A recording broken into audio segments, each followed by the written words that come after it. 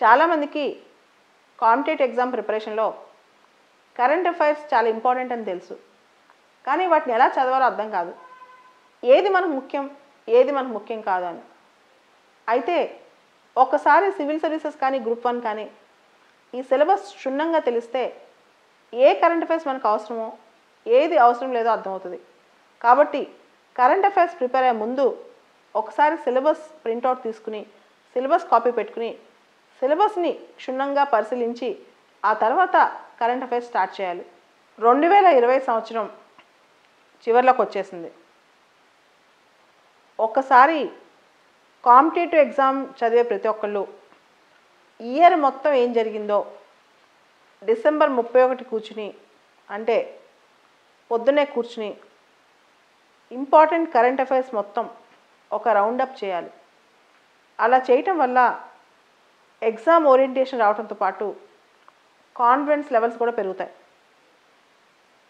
ఈ 12 monthsలో జరిగిన important current affairs మనం చూస్తే కోవిడ్ ఒక dominating current affair, ISRO achievements, American elections, plasma therapy, supply chain resilient initiative, Covax facility, గవి సెపి, ఎకానమీలో చూస్తే Atmanirbhar Bharat, MSME definition change అవటం. ఇట్లా ఇయర్ మొత్తం ఒక రౌండప్ చేయండి. జనవరి 1 నుంచి ఇప్పటి వరకు కరెంట్ అఫైర్స్ నోట్స్ ప్రిపేర్ చేయని వాళ్ళు రేపు 1వ తారీఖు నుంచి కరెంట్ అఫైర్స్కి రోజు కనీసం 5-6 టాపిక్లు సొంత నోట్స్ ప్రిపేర్ చేసుకుంటున్నాము అని చెప్పి ఒక రోజు ఒక అరగంటో గంటో కరెంట్ అఫైర్స్ అనాలిసిస్ మీద టైం కేటాయించండి. కరెంట్ అఫైర్స్ అనాలిసిస్ చేసేటప్పుడు ఏమేమి రిఫర్ చేయాలి? ముందుగా 1-2 న్యూస్ పేపర్స్లో అన్నీ చదవక్కర్లేదు. ఏదైతే ఎగ్జామ్కి రిలవెంటో అవి నోట్ చేసుకుంటే సరిపోతుంది. ఉదాహరణకి ఈరోజు హిందూ పేపర్ చూస్తే ప్రతిరోజు కూడా మనకి ఫార్మ్ బిల్స్ మీద వచ్చినాయి ఇంపార్టెంట్ న్యూస్. తర్వాత climate change, Paris climate deal గురించి అదొక important news. And COVID-19 vaccine సంబంధించిన న్యూస్. ఇట్లా ప్రతిరోజు న్యూస్ పేపర్లో కొన్ని కోర్ టాపిక్స్ ఉంటాయి. వాటిని వదలకుండా డీటెయిల్గా చదవాలి. ముఖ్యంగా ఈరోజు పేపర్లో, హిందూ పేపర్లో సప్లై చైన్ రెసిలియంట్ ఇనిషియేటివ్ గురించి సెంటర్ పేజ్లో ఆర్టికల్ వచ్చింది. దాని మీద మెయిన్స్ క్వశ్చన్ వచ్చే అవకాశం కూడా ఉంటుంది.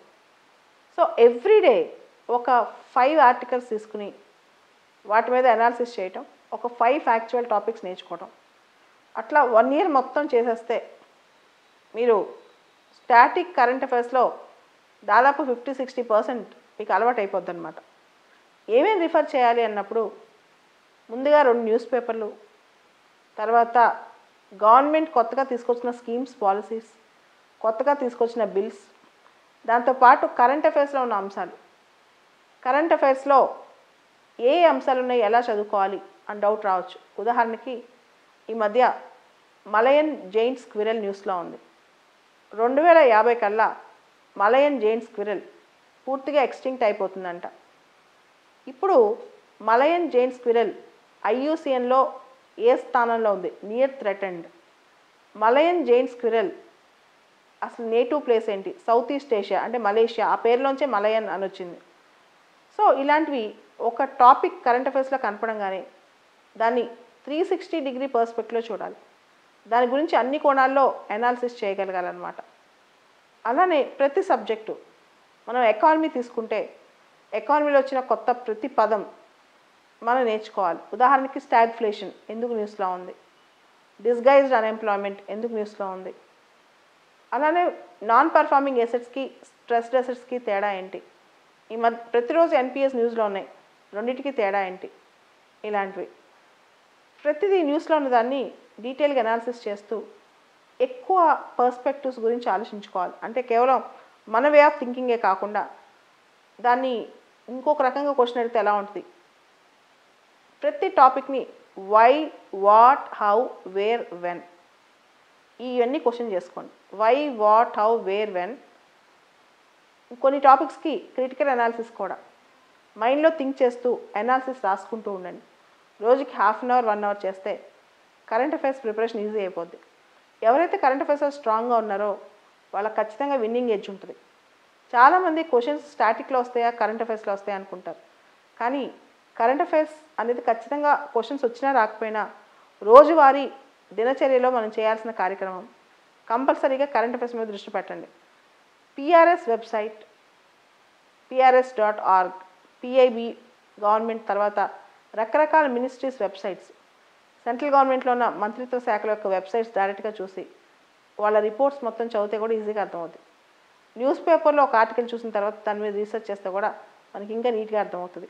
దాంతోపాటు రేపు జనవరి 1st వీక్లో 2nd వీక్ బిగినింగ్లో హిందూ పేపర్లో 2020లో జరిగిన అంశాలన్నీ కలిపి డైరీ ఆఫ్ ఈవెంట్స్ అని ఒక చిన్న ఇది వస్తుంది అనమాట, సప్లిమెంటరీ. దాన్ని తీసుకుని 2020 ఇంకోసారి రౌండప్ చేయండి. ఫస్ట్ మీరు సొంతంగా ఏది ఇంపార్టెంటో ప్రిపేర్ అవ్వండి. తర్వాత హిందూ పేపర్లో వచ్చే డైరీ ఆఫ్ ఈవెంట్స్ కూడా ఒకసారి రౌండప్ చేయండి. అలానే ఇండియా ఎయిర్ బుక్ రిలీజ్ అవుద్ది తొందరలో. తర్వాత ఎకనమిక్ సర్వే రిలీజ్ అవుద్ది. India air book, economic survey, budget, ఈ 3 డాక్యుమెంట్స్ పూర్తి స్థాయిలో చదవండి.